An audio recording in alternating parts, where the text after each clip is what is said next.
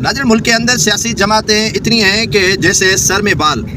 सियासी जमातें अपना अपना मंशूर देती हैं और अपने ही मंशूर के तहत वो काम करने के लिए आवाम को लॉलीपॉप देती हैं। कोई उनके लॉलीपॉप में आता है, कोई नहीं आता है। लेकिन सिंध के अंदर एक जमात मुतहरिक होने जा रही है।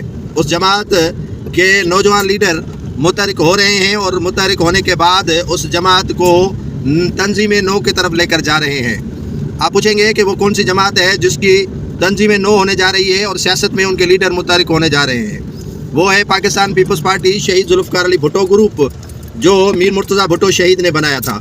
मीर मुर्तज़ा भुट्टो शहीद के बेटे जूनियर जुल्फ़िकार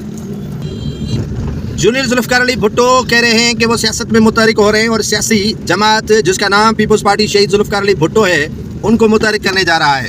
संतोष कुमार जो व्यापारी था 9 डेरों का, उसके कत्ल के बाद उनके वरसा लवाकिन से ताज़ियत की। जूनियर जुल्फ़िकार ने मीडिया से गुफ्तगू में कहा कि 6 कैनाल सिंध से दुश्मनी है और सिंधु दरिया से 6 कैनाल निकालने की सिंध मुखालफत करती रहेगी और मैंने सारा वक्त बाहर गुजारा है। सिंध और पाकिस्तान की सियासत को समझने की कोशिश कर रहा हूँ और जैसे ही उसी को समझ गया तो मैं सियासी तौर पर जो है वो एक अपनी जमात को मुतहरिक भी करूँगा और ख़ुद सियासत में एंट्री भी करूँगा। जूनियर जुल्फ़िकार अब मुतहरिक हो रहे हैं या मुतहरिक हो गए हैं काफ़ी कामों में।